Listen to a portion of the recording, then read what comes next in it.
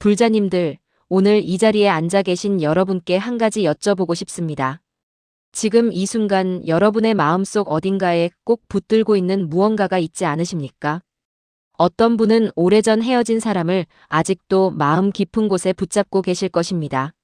어떤 분은 내 손으로 일군 재산과 지위를 언제 빼앗길지 모른다는 두려움 속에서 밤낮으로 꼭 쥐고 계실 것입니다. 어떤 분은 자식이 내 뜻대로 살아주기를, 내 기대를 저버리지 않기를 바라며 그 마음을 놓지 못하고 계실 것입니다. 어떤 분은 젊었던 시절의 나, 건강했던 시절의 나, 누군가에게 인정받던 시절의 나를 떠나보내지 못하고 여전히 그 기억 속에 머물고 계실 것입니다. 우리는 모두 무언가를 붙들고 살아갑니다. 그것이 사람이든 물건이든 기억이든 감정이든 혹은 나 자신에 대한 어떤 이미지이든 간에 우리는 손을 펴지 못한 채 살아가고 있습니다. 그런데 불자님들 한번 생각해 보십시오. 그렇게 꼭 붙들고 있는 그것이 정말로 여러분을 지켜주고 있습니까? 아니면 반대로 그것이 여러분을 서서히 그러나 분명하게 무너뜨리고 있지는 않습니까? 오늘 제가 여러분과 함께 나누고자 하는 가르침은 바로 이것입니다. 부처님께서는 이 세상의 모든 괴로움이 어디에서 오는지를 명확하게 밝혀주셨습니다. 그것은 바로 집착, 즉 붙들매서 온다고 하셨습니다. 우리가 무언가를 놓지 못할 때 그 무언가는 우리에게 평화를 주는 것이 아니라 오히려 우리를 옥죄는 족쇄가 된다고 하셨습니다. 불교에서는 우리 인간 존재를 5가지 요소의 묶음으로 설명합니다. 이것을 오온이라고 합니다. 색, 수, 상, 행, 식, 이 5가지입니다. 몸과 느낌과 생각과 의지와 의식, 이 5가지가 모여서 우리가 나라고 부르는 존재를 이루고 있습니다. 그런데 부처님께서는 이 5가지 어느 것도 영원하지 않으며 어느 것도 실체적인 나가 아니라고 하셨습니다. 그럼에도 불구하고 우리는 이 5가지에 집착하며 이것이 영원한 나라고 착각하며 이것을 붙들려 하기 때문에 괴로움이 생긴다고 하셨습니다. 오늘은 이 5가지 색수상행식 각각에 우리가 어떻게 집착하고 있는지, 그리고 그 집착이 어떻게 우리를 무너뜨리는지, 그리고 부처님의 가르침에 따라 어떻게 그 손을 펼 수 있는지 이것을 함께 살펴보겠습니다. 지금부터 말씀드릴 4가지 가르침이 여러분의 마음에 작은 촛불이 되어 오랫동안 꽉 쥐고 있던 그 손을 조금씩 펴는 데 도움이 되기를 간절히 바랍니다. 첫 번째로 몸에 대한 집착, 색에 대한 붙들림입니다. 불자님들, 아침에 일어나서 거울을 보실 때 어떤 마음이 드십니까? 젊었을 때의 얼굴이 생각나십니까? 주름이 늘어난 것을 보며 한숨을 쉬십니까? 예전에는 거뜬히 하던 일들이 이제는 몸이 따라주지 않아 속상하신 적이 있으십니까? 우리 시대, 특히 50대, 60대, 70대를 살아가시는 분들이라면 누구나 이런 경험을 하실 것입니다. 우리는 오랫동안 이 몸이 나라고 생각해왔습니다. 건강한 이 몸, 남들에게 보기 좋게 보이는 이 몸, 일을 할 수 있는 이 몸이 바로 나라고 생각해왔습니다. 그래서 이 몸이 변해가는 것을 인정하지 못하고 받아들이지 못하고 계속해서 붙들려 합니다. 예전에 내 몸을 되돌리려 하고 지금의 내 몸이 무너지지 않기를 바라며 그것이 뜻대로 되지 않을 때 괴로워합니다. 그러나 불자님들, 부처님께서는 반야심경에서 무엇이라고 말씀하셨습니까? 색불이공 공불이색, 색즉시공 공즉시색이라고 하셨습니다.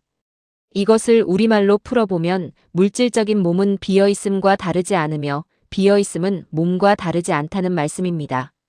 몸이 곧 비어있음이요, 비어있음이 곧 몸이라는 말씀입니다.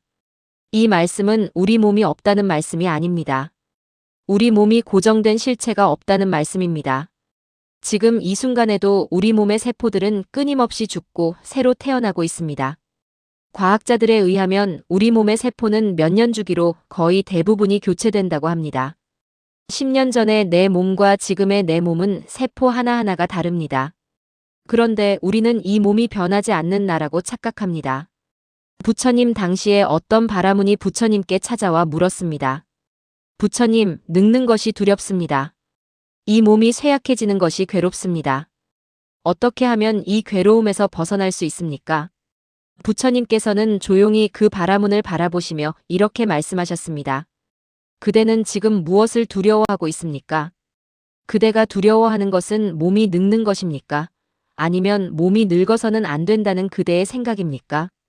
바라문은 잠시 침묵했습니다. 부처님께서 다시 말씀하셨습니다.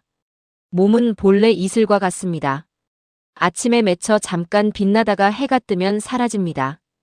이슬이 사라지는 것을 슬퍼하는 것은 이슬의 성질을 모르기 때문입니다. 몸이 늙고 변하는 것을 슬퍼하는 것은 몸의 성질을 모르기 때문입니다. 불자님들, 이 말씀이 가슴에 와닿으십니까? 우리가 이 몸에 집착하는 것은 몸이 영원하기를 바라기 때문입니다. 그러나 몸은 태어나는 순간부터 이미 변화의 과정 속에 있습니다. 꽃이 피는 것은 아름답고 꽃이 지는 것은 슬프다고 느끼지만 꽃의 입장에서는 피는 것도 지는 것도 모두 자신의 모습입니다. 우리 몸도 마찬가지입니다. 젊고 건강한 것도 내 몸이고 늙고 쇠약해지는 것도 내 몸입니다. 어느 한쪽만을 붙들려 하는 것은 절반의 나만을 인정하는 것입니다. 선사들께서는 이것을 생사일려라는 말씀으로 표현하셨습니다.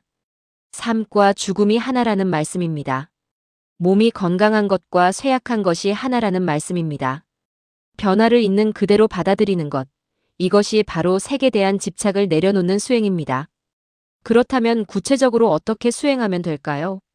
매일 아침 거울을 보실 때 단 5분만 시간을 내어 이렇게 해보십시오. 거울 속에 내 얼굴을 바라보면서 이 얼굴은 지금 이 순간 내 얼굴이다. 어제의 내 얼굴이 아니고 내일의 내 얼굴도 아니다. 지금 이 모습 그대로가 완전하다. 이렇게 마음속으로 말해 보십시오. 이것이 판단이 아닌 관찰입니다. 비교가 아닌 있는 그대로의 바라봄입니다. 처음에는 어색하게 느껴지실 것입니다. 그러나 매일 이 수행을 지속하다 보면 서서히 몸에 대한 집착이 느슨해지는 것을 느끼실 수 있습니다. 또한 몸이 아플 때, 불편할 때 그 감각을 밀어내려 하지 말고 그냥 바라보는 수행을 해보십시오. 통증이 있을 때 이 통증이 싫다, 이 통증이 없어지기를 바란다는 마음을 내려놓고 그저 지금 이곳에 이런 감각이 있구나 하고 바라보는 것입니다. 이것이 위파사나 수행의 기본입니다. 몸의 감각을 있는 그대로 관찰하는 것, 이것이 색에 대한 집착을 내려놓는 실천적인 수행법입니다. 부처님께서 84,000 법문을 설하셨지만 그 핵심은 결국 하나입니다. 있는 그대로 보라, 그리고 그것에 집착하지 말라, 이것입니다. 몸에 대한 집착을 내려놓을 때 비로소 우리는 이 몸이 주는 고통에서 자유로워질 수 있습니다. 몸이 늙어도 아파도 예전만 못해도 그 변화 속에서 평화를 찾을 수 있게 됩니다. 이것이 부처님께서 우리에게 주신 첫 번째 선물입니다. 두 번째로 느낌과 기억에 대한 집착, 수와 상에 대한 붙들림입니다. 불자님들 살다 보면 잊히지 않는 상처가 있지 않으십니까? 수십 년이 지났는데도 여전히 생생하게 떠오르는 기억이 있지 않으십니까? 누군가에게 받은 상처, 억울했던 기억, 사랑하는 사람을 잃은 슬픔, 내 잘못으로 인해 상처를 주었던 기억, 이런 것들이 오랜 세월이 지났음에도 불구하고 마치 어제의 일처럼 선명하게 마음속에 남아있는 경험이 있으시지 않습니까? 우리는 좋은 기억은 영원히 가지고 싶어하고 나쁜 기억은 지워버리고 싶어합니다. 좋은 감정은 계속 유지하고 싶고 나쁜 감정은 빨리 없애고 싶습니다. 이것이 수와 상, 즉 느낌과 기억에 대한 집착입니다. 그런데 여기서 한 가지 역설적인 사실이 있습니다. 우리가 나쁜 기억을 지우려고 할수록 그 기억은 더욱 강렬하게 우리 마음속에 자리를 잡습니다. 우리가 나쁜 감정을 없애려고 할수록 그 감정은 더욱 깊이 우리를 사로잡습니다. 왜 그럴까요? 바로 그것에 집착하기 때문입니다. 없애려는 마음조차도 집착의 한 형태이기 때문입니다. 부처님의 전생 이야기인 자타카에 이런 이야기가 있습니다. 어느 마을에 독화살을 맞은 사람이 있었습니다. 그 사람 주변에 있던 사람들이 화살을 뽑으려고 하자 그 사람은 이렇게 말했습니다. 잠깐 아직 뽑지 마시오. 나는 먼저 이 화살이 누가 쏜 것인지 알아야겠소.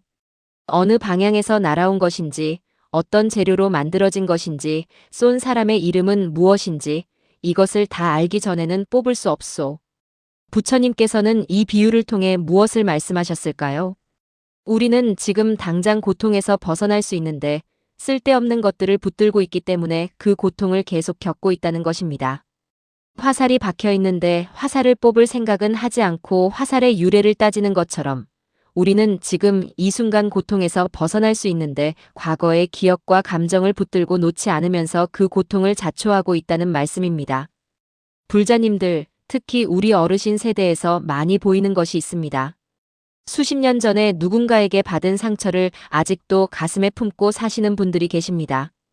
부모님께 받은 상처, 배우자에게 받은 상처, 자식에게 받은 상처, 직장 동료에게 받은 상처, 이런 것들이 수십 년이 지난 지금도 마음속 깊은 곳에 돌덩이처럼 자리 잡고 있습니다.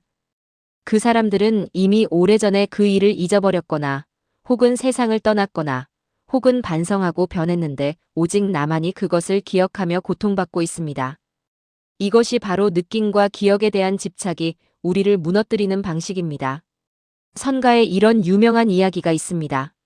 두 스님이 길을 가다가 큰 강을 건너야 했습니다. 강가에는 비단 옷을 입은 귀한 부인이 서 있었습니다.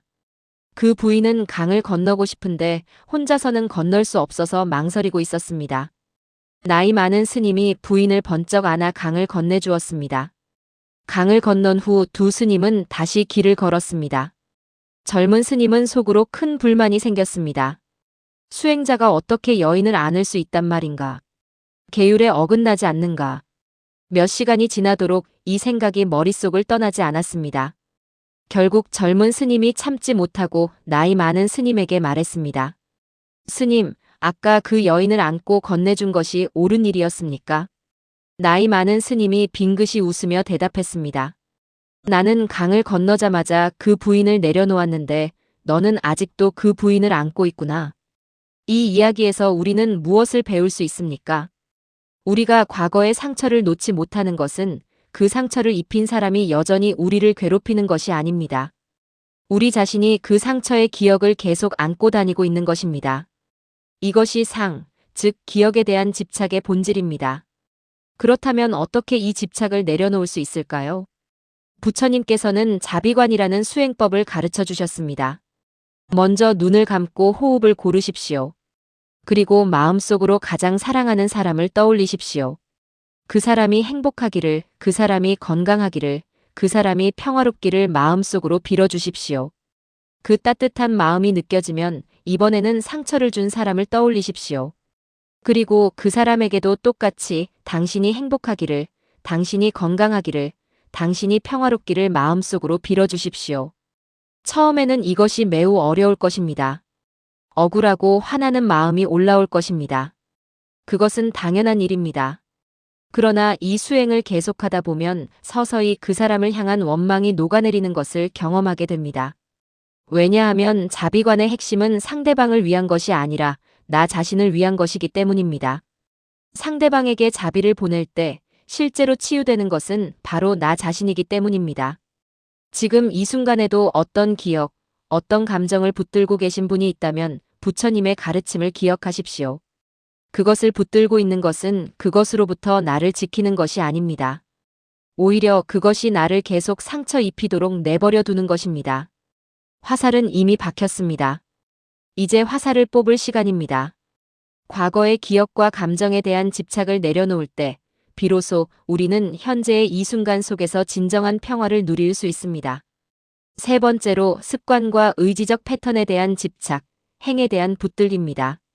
불자님들 살다 보면 이런 생각을 하신 적이 있으시지 않습니까? 나는 원래 이런 사람이야. 나는 어릴 때부터 이랬어. 나는 바뀔 수 없어. 이것이 바로 행에 대한 집착입니다. 행이란 우리가 오랫동안 반복해온 습관적인 생각의 패턴, 감정의 패턴, 행동의 패턴을 말합니다. 우리는 오랜 세월 동안 형성된 이 패턴들을 나라고 생각하고 그것을 붙들고 그것에서 벗어나는 것을 두려워합니다. 예를 들어 생각해 봅시다. 평생 불안하게 살아온 분이 있다고 합시다. 어릴 때부터 뭔가 잘못될까봐 항상 걱정하고 무언가를 미리 대비하고 안심이 되지 않아서 계속 확인하는 습관을 가지고 살아온 분이 있다고 합시다. 그분에게 이제 그 불안을 내려놓으라고 하면 어떤 반응이 나올까요? 아마 이렇게 말씀하실 것입니다. 이것이 나의 성격인데 어떻게 바꿔요? 나는 원래 이런 사람이에요.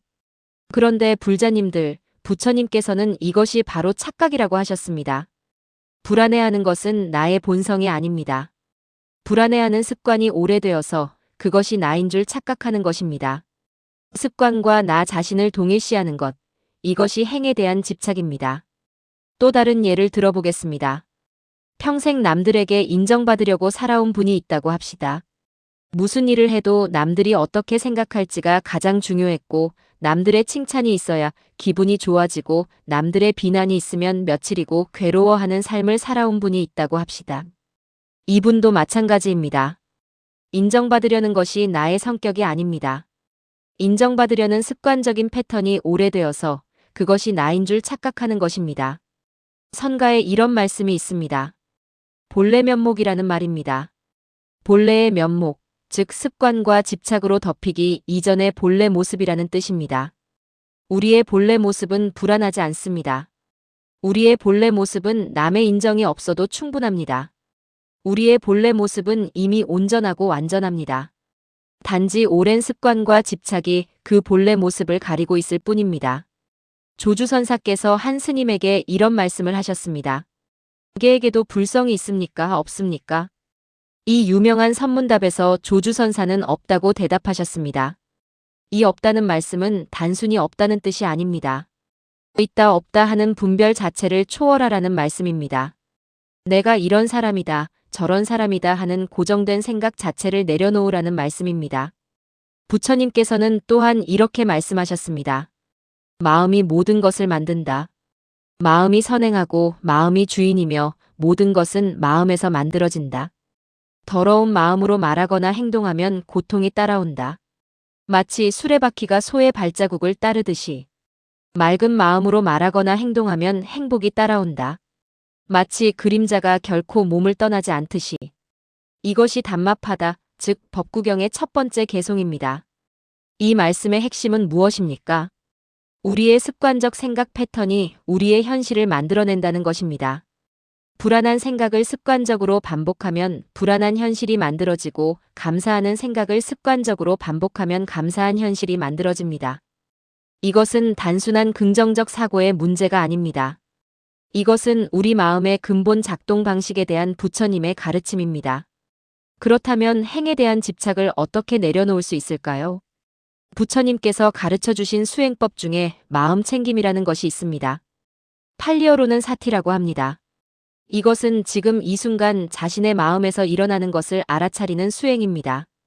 예를 들어 불안한 마음이 올라올 때, 지금 불안한 마음이 올라오고 있구나 하고 알아차리는 것입니다. 비판하지 않고 판단하지 않고 단지 알아차리는 것입니다. 이것이 습관적 패턴을 바꾸는 시작점입니다. 습관적 패턴은 우리가 그것을 알아차리지 못할 때 힘을 발휘합니다. 그러나 그것을 알아차리는 순간 그것의 힘은 반으로 줄어듭니다. 내가 지금 불안해하는 패턴을 따라가고 있구나. 내가 지금 인정받으려는 패턴을 따라가고 있구나.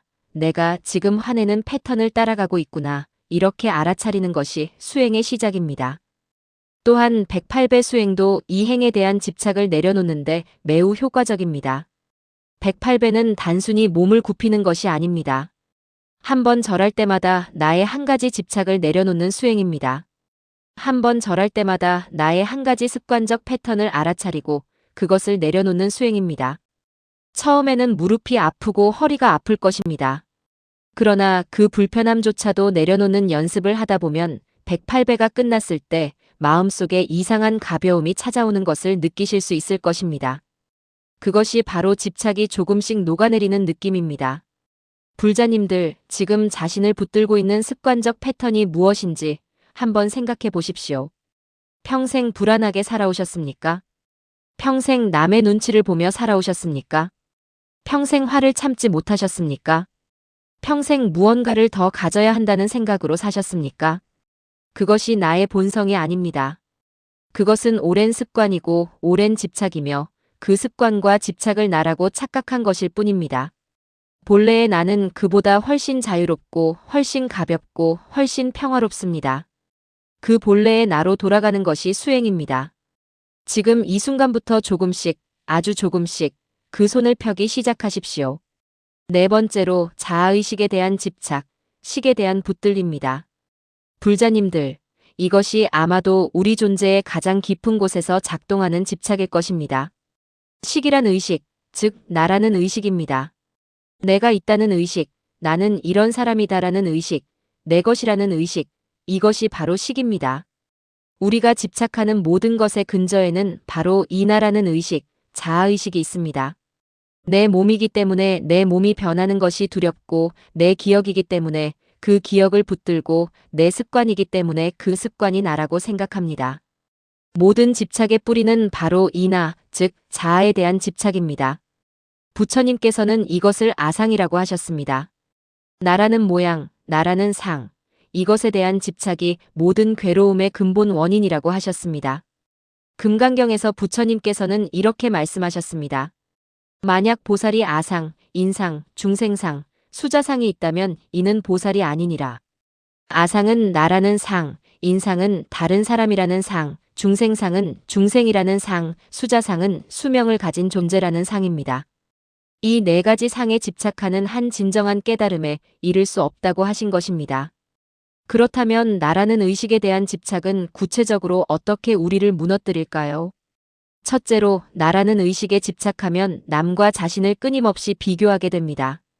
그 사람보다 내가 낫다, 내가 못하다, 그 사람이 나보다 많이 가졌다, 적게 가졌다. 이런 비교와 분별이 끊임없이 일어나고 그것이 우월감과 열등감과 질투심과 교만심을 만들어냅니다. 둘째로, 나라는 의식에 집착하면 내 것을 지키려는 방어적 태도가 생깁니다. 내 명예가 훼손되지 않을까, 내 재산이 줄어들지 않을까, 내 지위가 떨어지지 않을까, 이런 두려움이 항상 마음속에 자리 잡고 그 두려움이 우리를 옥죄게 됩니다.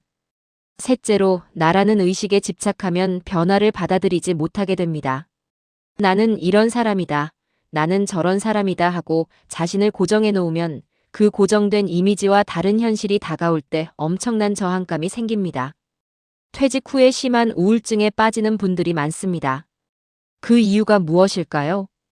평생 직함으로 살아왔던 분이 갑자기 직함이 없어지면 나는 누구인가 하는 정체성의 혼란이 오기 때문입니다. 나는 부장이다, 나는 대표다, 나는 선생님이다. 이것이 나라고 생각해왔는데 그것이 없어지면 나는 없어진 것 같은 공허함이 찾아오는 것입니다. 이것이 바로 식, 자아의식에 대한 집착이 우리를 무너뜨리는 방식입니다. 부처님 당시에 이런 이야기가 있습니다. 마가다국의 대신 중에 자야세나라는 사람이 있었습니다. 그는 젊었을 때부터 지위와 명예를 인생의 전부로 여기며 살아왔습니다. 그러나 나이가 들면서 왕의 총애를 잃게 되었고 지위를 잃게 되었습니다. 그 후 자야세나는 심한 고통에 빠져 식음을 전폐하며 자리에 누워버렸습니다. 소식을 들은 부처님께서 직접 그를 찾아오셨습니다. 부처님께서 자야세나에게 물으셨습니다. 그대는 지금 무엇을 잃었다고 생각합니까? 자야세나가 대답했습니다. 제 지위를 잃었습니다. 저는 이제 아무것도 아닙니다. 부처님께서 조용히 말씀하셨습니다. 그대는 언제부터 그 지위가 그대였습니까? 그 지위를 갖기 이전에 그대는 없었습니까? 자야세나는 잠시 말을 잃었습니다. 부처님께서 계속 말씀하셨습니다. 그 지위는 그대가 맡아서 잠시 입고 있던 옷과 같습니다. 옷을 벗었다고 해서 그대가 없어지는 것은 아닙니다. 진정한 그대는 그 옷을 입기 이전부터 있었고 옷을 벗은 이후에도 있습니다. 그 진정한 그대를 찾으십시오. 이 말씀은 오늘을 살아가는 우리에게도 그대로 적용됩니다. 우리는 너무나 오랫동안 역할과 지위와 관계 속에서 나를 찾아왔습니다. 누구의 부모, 누구의 배우자, 어느 회사의 직원, 어느 마을의 주민, 이런 역할들이 나라고 생각해왔습니다. 그러나 이 모든 역할들은 인연에 따라 생겨난 것이고 인연이 닿으면 사라지는 것들입니다. 이것들이 나의 전부라고 생각하는 것이 자아의식에 대한 집착입니다. 그렇다면 진정한 나는 무엇일까요? 선가에서는 이것을 본래 면목이라고 합니다. 부모에게 태어나기 이전의 나의 본래 모습이라는 뜻입니다. 이 본래 면목은 어떤 역할에도 얽매이지 않고 어떤 지위에도 집착하지 않으며 어떤 이름으로도 규정되지 않는 순수하고 자유로운 의식 그 자체입니다. 부처님께서 깨달으신 후 가장 먼저 하신 말씀이 무엇인지 아십니까? 기이하고 기이하도다. 일체 중생이 모두 열애의 지혜와 덕상을 갖추고 있구나. 다만 망상과 집착으로 인해 스스로 깨닫지 못할 뿐이로다. 이 말씀이 바로 핵심입니다. 우리 모두는 이미 완전한 불성을 가지고 있습니다. 다만 망상과 집착이 그것을 가리고 있을 뿐입니다. 그 망상과 집착 중에서 가장 근본적인 것이 바로 나라는 고정된 자아의식에 대한 집착입니다. 이 집착을 내려놓는 수행법으로 부처님께서는 무아관을 가르쳐 주셨습니다. 무아관은 나는 없다는 허무주의가 아닙니다. 고정된 나, 변하지 않는 나, 독립적으로 존재하는 나는 없다는 것입니다. 나는 수많은 인연들이 만나서 이루어진 것이며 그 인연들이 변하면 나도 변하고 그 인연들이 닿으면 나도 흩어집니다. 이것을 인정하고 받아들이는 것이 무아관입니다. 실천적인 수행법으로는 나라는 생각이 올라올 때마다 이렇게 관찰해 보십시오. 지금 내가 나라고 생각하는 이것이 무엇인가? 이 몸이 나인가? 몸은 계속 변한다. 이 감정이 나인가? 감정은 오고 간다. 이 생각이 나인가? 생각도 끊임없이 변한다. 그렇다면 나는 무엇인가? 이 질문을 계속 가지고 사는 것, 이것이 바로 참선수행입니다.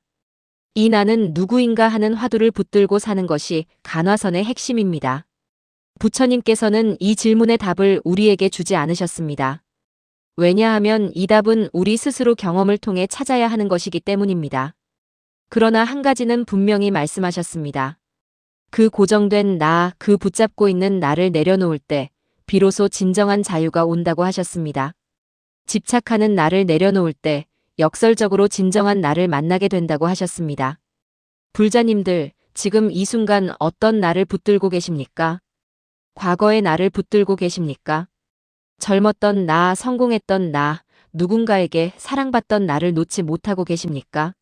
미래의 나에 대한 기대를 붙들고 계십니까? 나는 반드시 이렇게 되어야 한다.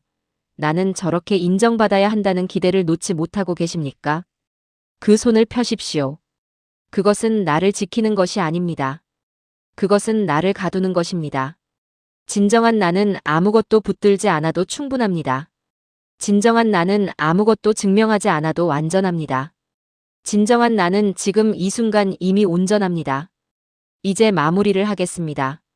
불자님들, 오늘 우리는 오온, 즉 색수상행식이라는 5가지 요소를 통해 내가 붙들고 있는 것이 어떻게 나를 무너뜨리는지를 살펴보았습니다. 첫 번째로 색, 즉 몸에 대한 집착입니다. 우리는 젊고 건강한 몸을 영원히 붙들려 하지만 몸은 본래 이슬과 같이 변화하는 것입니다. 변화를 있는 그대로 받아들이는 것이 수행입니다. 두 번째로 수와 상, 즉 느낌과 기억에 대한 집착입니다. 우리는 과거의 상처와 아픈 기억을 가슴에 안고 다니지만 그것을 놓는 것이 상대방을 위한 것이 아니라 나 자신을 위한 것임을 알아야 합니다. 자비관 수행을 통해 과거의 기억에 대한 집착을 내려놓을 수 있습니다. 세 번째로 행, 즉 습관적 패턴에 대한 집착입니다. 우리는 오랜 습관을 나라고 착각하지만 그 습관은 나의 본성이 아닙니다. 마음챙김 수행과 108배 수행을 통해 습관적 패턴을 알아차리고 내려놓을 수 있습니다. 네 번째로 식, 즉 자아의식에 대한 집착입니다. 우리는 고정된 나를 붙들고 그것을 지키려 하지만 그 고정된 나는 실체가 없는 것입니다. 무아관과 나는 누구인가라는 화두 수행을 통해 자아의식에 대한 집착을 내려놓을 수 있습니다. 불자님들, 부처님의 가르침은 어렵고 멀리 있는 것이 아닙니다. 바로 지금 이 순간 내가 무엇을 붙들고 있는지를 알아차리는 것에서 시작합니다. 그리고 그것을 조금씩, 아주 조금씩 내려놓는 연습을 하는 것입니다. 오늘 당장 손을 완전히 펼 필요는 없습니다. 손가락 하나씩 조금씩 펴는 것으로도 충분합니다. 그 작은 손짓이 쌓이고 쌓여서 언젠가는 완전히 손을 활짝 펼 수 있는 날이 올 것입니다. 그때 비로소 우리는 진정한 자유를 경험하게 될 것입니다. 어떤 것에도 집착하지 않는 그 자유, 어떤 것을 잃어도 흔들리지 않는 그 평화, 지금 이 순간 이대로 완전하다는 그 충만함, 이것이 부처님께서 우리에게 주시고자 한 가르침의 핵심입니다. 오늘 이 법문이 조금이나마 도움이 되셨다면 이 영상의 좋아요를 눌러주시고 함께 나누고 싶은 분들에게 공유해 주시기 바랍니다. 그리고 오늘 이 가르침 중에서 가장 마음에 와닿은 것이 무엇인지 댓글로 남겨주시면 법우님들과 함께 나누는 소중한 자리가 될 것 같습니다. 또한 지금 어떤 것을 붙들고 계신지, 그리고 오늘 이 법문을 듣고 어떤 생각이 드셨는지도 편하게 써주십시오. 모든 댓글 하나하나를 소중히 읽겠습니다. 다음 법문에서도 여러분의 삶에 도움이 되는 부처님의 가르침을 전달해드리기 위해 정성껏 준비하겠습니다. 구독 버튼도 눌러주시면 다음 법문을 놓치지 않으실 수 있습니다. 이 법문을 마치며 회향 기도를 올립니다. 이 법문을 듣고 계신 모든 분들께서 지금 붙들고 있는 것을 조금씩 내려놓으시고 그 내려놓음으로 인해 더 큰 평화와 자유를 누리시기를 간절히 바랍니다. 오늘도 이 자리에 함께해 주신 모든 법우님들, 불자님들, 보살님들께 깊은 감사의 마음을 전합니다. 원하는 모든 것을 이루시고 하는 일 모두 뜻대로 되시고 언제나 건강하시고 행복하시기를 두 손 모아 기원드립니다. 나무 아미타불, 나무 아미타불, 나무 아미타불.